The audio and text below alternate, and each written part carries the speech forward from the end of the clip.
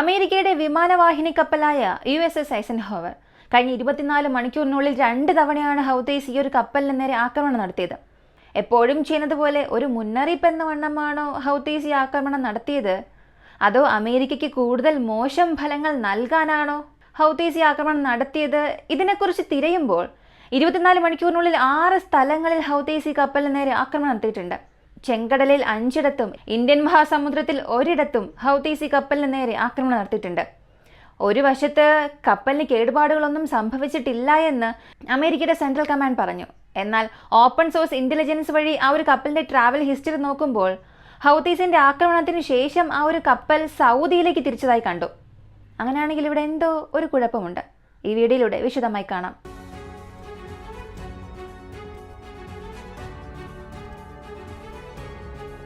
ചൈനയുടെ type 59G tank, ഇത് ബംഗ്ലാദേശ് അവരുടെ സൈന്യത്തിൽ ഉപയോഗിക്കുന്നുണ്ട്. ഇപ്പോൾ പ്രശ്നം എന്തെന്ന് ചോദിച്ചാൽ, ബംഗ്ലാദേശിൽ ചൈനയുടെ ടാങ്ക് ഉപയോഗിച്ച് അവർ ഒരു എക്സസൈസ് നടത്തുമ്പോൾ പെട്ടെന്നൊരു വൻ സ്ഫോടനമുണ്ടായി. അത് പൊട്ടിത്തെറിച്ചു. ബംഗ്ലാദേശിലെ ഒരു സൈനികൻ ആ സ്ഫോടനത്തിൽ മരിച്ചു. ബംഗ്ലാദേശ് ഇപ്പോൾ ഇതിനെ പറഞ്ഞത്, അതായത് ഇതൊരു ത്രികോണ കഥയായി മാറി. ചൈനയാണ് ഈ ഒരു ടാങ്ക് നിർമ്മിച്ചത്, ഈ ടാങ്ക് ഉപയോഗിക്കുന്നത് ബംഗ്ലാദേശാണ്, അതിനുള്ളിലെ വെടിമരുന്ന് നൽകുന്നത് പാകിസ്ഥാനാണ്. പാകിസ്ഥാൻ പറഞ്ഞത്, ഞങ്ങളുടെ ഭാഗത്ത് തെറ്റൊന്നുമില്ല, ഞങ്ങളുടെ വെടിമരുന്ന് നന്നായി തന്നെ പ്രവർത്തിച്ചു. ചൈനയുടെ അഗ്നി നിയന്ത്രണ സംവിധാനത്തിലുണ്ടായ ചെറിയൊരു പ്രശ്നം കാരണം, ആ ടാങ്കിലെ പ്രശ്നം കാരണമാണ് തീ പടർന്നത് എന്ന് പാകിസ്ഥാൻ പറയുന്നു.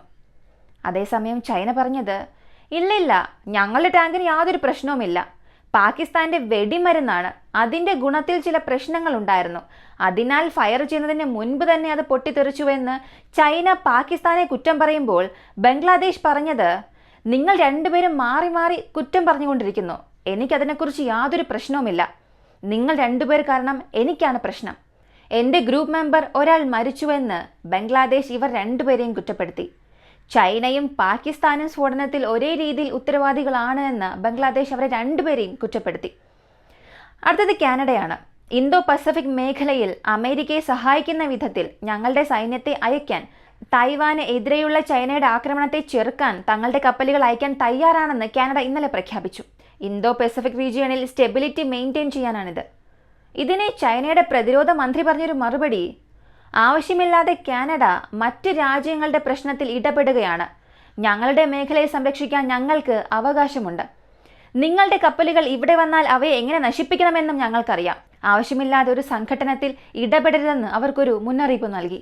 അതിൻ്റെ കൂടെ തായ്വാനെക്കുറിച്ചും ചൈന ഒരു മുന്നറിയിപ്പ് നൽകിയിട്ടുണ്ട്. തായ്വാനുമായുള്ള സമാധാന ഉടമ്പടി നടക്കില്ല, തായ്വാനിൽ ഒരു മിലിറ്ററി ഓപ്പറേഷൻ എപ്പോൾ വേണമെങ്കിലും നടക്കാം, എല്ലാവരും അതിന് തയ്യാറാകണം, ചൈന തയ്യാറാണെന്ന് ഒരു അറിയിപ്പ് നൽകി. അമേരിക്ക ഫിലിപ്പീൻസിന് ആയുധം നൽകുമെന്ന് പറഞ്ഞിരുന്നു. അമേരിക്ക നൽകിയ മിസൈലുകൾ എല്ലാം തന്നെ അത് ചൈനയുടെ നാവികസേനയ്ക്കെതിരായിരുന്നു. ദീർഘദൂര ആയുധങ്ങൾ, ഫിലിപ്പീൻസിൽ നിന്നും ഒരു മിസൈൽ അയച്ചാൽ ചൈനയുടെ അതിർത്തിയിൽ നിന്നും 100 കിലോമീറ്റർ ഉള്ളിലേക്ക് കടക്കാൻ കഴിയുന്ന ആയുധങ്ങൾ നൽകാൻ തയ്യാറാണെന്ന് അമേരിക്ക പ്രഖ്യാപനം നടത്തി. ഇതിന് മറുപടിയായാണ് ചൈനയുടെ പ്രതിരോധ മന്ത്രി ഇങ്ങനെ ഒരു കാര്യം പറഞ്ഞത്. അടുത്തത് ഹൗതീസ് ആണ്. ഹൗതീസിന്റെ സ്പോക്സ് പേഴ്സൺ ഷാരിയ ഒരു അറിയിപ്പ് കൊടുത്തു. ചെങ്കടൽ മേഖലയിലെ അമേരിക്കയുടെ വിമാനവാഹിനി യുദ്ധക്കപ്പൽ, സാധാരണ യുദ്ധക്കപ്പലല്ല, വിമാനവാഹിനി യുദ്ധക്കപ്പൽ USS ഐസൻഹോവറിനെ കഴിഞ്ഞ 24 മണിക്കൂറിനുള്ളിൽ ഞങ്ങൾ 2 തവണ ആക്രമിച്ചു.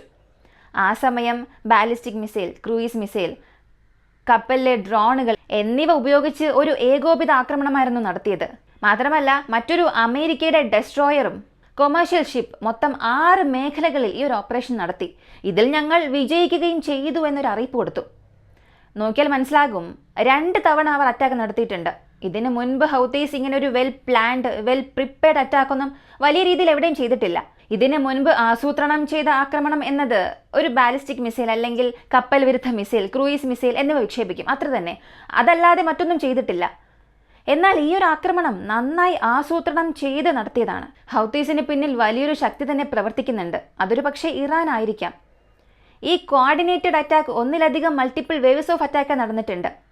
ആദ്യം ഈ കപ്പലുകളെ ലക്ഷ്യമിട്ട് ബാലിസ്റ്റിക് മിസൈലുകൾ വിക്ഷേപിച്ചു. കപ്പലിലെ പ്രതിരോധ സംവിധാനം അതിനെ പ്രതിരോധിക്കുന്ന സമയത്ത് വീണ്ടും അവരെ ലക്ഷ്യമിട്ട് കപ്പൽ വിരുദ്ധ മിസൈലുകൾ തൊടുത്തുവിട്ടു. അവസാനത്തെ സെറ്റ് ആക്രമണം ഡ്രോണുകൾ ഉപയോഗിച്ചായിരുന്നു. ഈ അറ്റാക്കിന്റെ സമയത്ത് എല്ലാവരും ചിന്തിച്ചത് ആദ്യഘട്ട അറ്റാക്ക് ഡ്രോൺ വഴിയായിരിക്കും നടക്കുന്നത് എന്ന്. ആ സമയം കപ്പൽപ്പടയെ വിഡ്ഢികളാക്കിയിട്ട് അതിനുശേഷം ബാലിസ്റ്റിക് മിസൈൽ അയക്കാം എന്നുള്ളതായിരിക്കും ഹൗതീസിന്റെ പ്ലാൻ എന്നതായിരുന്നു അവർ ചിന്തിച്ചത്. എന്നാൽ തുടക്കത്തിൽ തന്നെ ബാലിസ്റ്റിക് മിസൈൽ അയച്ചതുകൊണ്ട് ഇതോടുകൂടി അറ്റാക്ക് അവസാനിക്കും എന്ന് വിചാരിച്ച സമയത്തായിരുന്നു അടുത്ത് ആന്റി ഷിപ്പ് മിസൈൽസ് ഫയർ ചെയ്യാൻ തുടങ്ങിയത്. ഇതേ മെത്തേഡിലാണ് ഡെസ്ട്രോയറേയും അവർ നശിപ്പിച്ചത്. ഇതിൽ വലിയൊരു നഷ്ടം തന്നെ സംഭവിച്ചിട്ടുണ്ടാകും, അല്ലെങ്കിൽ വിമാനവാഹിനി കപ്പലുകൾക്ക് സാരമായ നഷ്ടം സംഭവിച്ചിട്ടുണ്ടാകും എന്ന് ചിന്തിച്ചാൽ തീർച്ചയായുമില്ല. കാരണം അമേരിക്കയുടെ യുദ്ധക്കപ്പലുകൾ എല്ലാത്തിലും വെൽ പ്രൊട്ടക്റ്റഡ് ഡിഫൻസ് സിസ്റ്റം വച്ചിട്ടുണ്ട്. ചെറിയ കേടുപാടുകൾ സംഭവിക്കാൻ സാധ്യതയുണ്ട്. അതിനെ ഉറപ്പിക്കുന്ന രീതിയിൽ ഈ ആക്രമണം നടന്ന ലൊക്കേഷനിൽ നിന്ന് ഡയറക്റ്റ് സൗദി അറേബ്യയിലേക്കാണ് ആ ഒരു കപ്പൽ പോയത്. ഒരു പക്ഷേ ആ കപ്പലിനെ റീറൂട്ട് ചെയ്തിട്ടുണ്ടാകാം, അല്ലെങ്കിൽ ചില ഡാമേജസ്, ചെറിയ എന്തെങ്കിലും ഡാമേജസ് ഉള്ളതിനാൽ അതിനെ ശരിയാക്കാനായി റീറൂട്ട് ചെയ്തതായിരിക്കാം. എന്നാൽ 99% നമുക്ക് ഉറപ്പിച്ച് പറയാൻ സാധിക്കും ചില കേടുപാടുകൾ സംഭവിച്ചിട്ടുണ്ട്. കൂടാതെ 4 കൊമേഴ്ഷ്യൽ ഷിപ്പുകളെ നശിപ്പിച്ചുവെന്നും പറയുന്നു. ആ കപ്പലിന്റെ അവസ്ഥ എന്താണെന്ന് ഇതുവരെയും ഒരു വിവരവും ലഭിച്ചിട്ടില്ല. അമേരിക്കയുടെ സെൻട്രൽ കമാൻഡ് പറഞ്ഞത് ഹൗതീസിന്റെ അറ്റാക്കിനെ ഞങ്ങൾ ഡിഫെൻഡ് ചെയ്തു എന്ന്. എത്ര ക്രൂയിസ് മിസൈലുകൾ, എത്ര ബാലിസ്റ്റിക് മിസൈലുകൾ ഡിഫെൻഡ് ചെയ്തു എന്ന് യാതൊരു വിവരവും കിട്ടിയിട്ടില്ല. ശരി, ഇപ്പോൾ എന്തിനാണ് ഹൗതീസ് ഇത്ര മോശമായൊരു ആക്രമണം നടത്തിയത് എന്ന് ചോദിച്ചാൽ, UK-യും അമേരിക്കയും ചേർന്ന് 2 ദിവസങ്ങൾക്ക് മുൻപ് ഹൗതീസ് കൺട്രോൾഡ് ഏരിയയിൽ വലിയൊരു എയർ അറ്റാക്ക് നടത്തി. ഇത് സംഭവിച്ചത് MQ-9 റീപ്പറിനെ ഹൗതീസ് വെടിവെച്ച് വീഴ്ത്തിയിരുന്നു.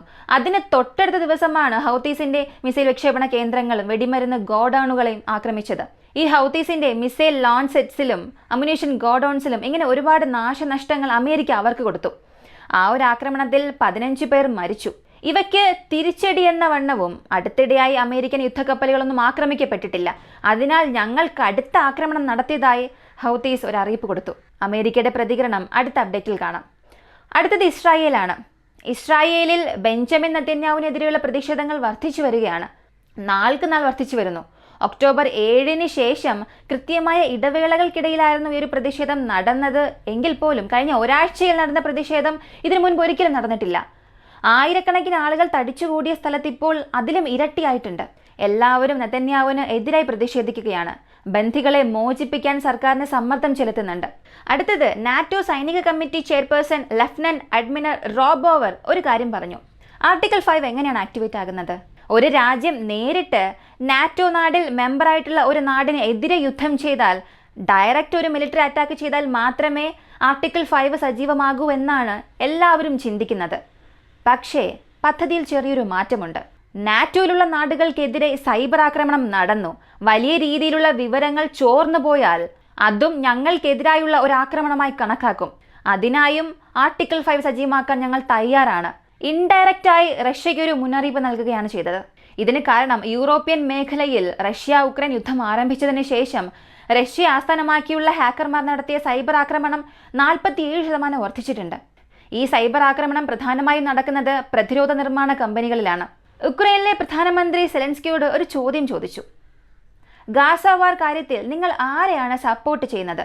ഇസ്രായേലിനെയാണോ സപ്പോർട്ട് ചെയ്യുന്നത്, പാലസ്തീനെയാണോ സപ്പോർട്ട് ചെയ്യുന്നത് എന്ന് ചോദിച്ചപ്പോൾ 2 ഭാഗത്തും നല്ലവരുമുണ്ട്, മോശപ്പെട്ടവരുമുണ്ട്. ഈ യുദ്ധം സാധാരണക്കാരെ ബാധിക്കാതെ പൂർത്തിയാകണം എന്ന് 2 വഞ്ചിയിലും കാലുകുത്താതെയുള്ള ഒരു മറുപടി പറഞ്ഞ് നടുക്കടലിൽ അകപ്പെട്ട ഒരവസ്ഥയാണ് സെലൻസ്കിയുടേത്. കാരണം തുടക്കത്തിൽ, ഈ ഒരു യുദ്ധത്തിന്റെ തുടക്കത്തിൽ ഡയറക്റ്റ് ഇസ്രായേലിനെ സപ്പോർട്ട് ചെയ്തു. ഇസ്രായേൽ ചെയ്യുന്നതെല്ലാം ശരിയാണ്, ഇസ്രായേലിനെ ഡിഫെൻഡ് ചെയ്യാൻ എല്ലാ അവകാശവും ഉണ്ട് എന്ന് ഇസ്രായേലിന്റെ പക്ഷം ചേർന്ന് നിന്നു.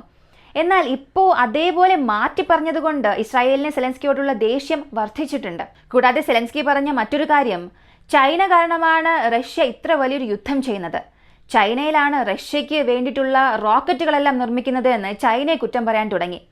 ഇതിന് ചൈന തിരിച്ചു മറുപടി ഇതുവരെയും ഒന്നും പറഞ്ഞിട്ടില്ല. ഈ ഒരു വീഡിയോയെക്കുറിച്ചുള്ള നിങ്ങളുടെ അഭിപ്രായം എന്താണെന്നുള്ളത് കമന്റിൽ പറയുക. വീഡിയോ ഇഷ്ടമായ ലൈക്ക് ചെയ്യുക, ഷെയർ ചെയ്യുക. ഇങ്ങനെയുള്ള വീഡിയോസ് കാണാൻ താല്പര്യമുള്ളവർ മറക്കാതെ നമ്മുടെ ചാനൽ സബ്സ്ക്രൈബ് ചെയ്യുക. മറ്റൊരു വീഡിയോയുമായി വീണ്ടും കാണാം.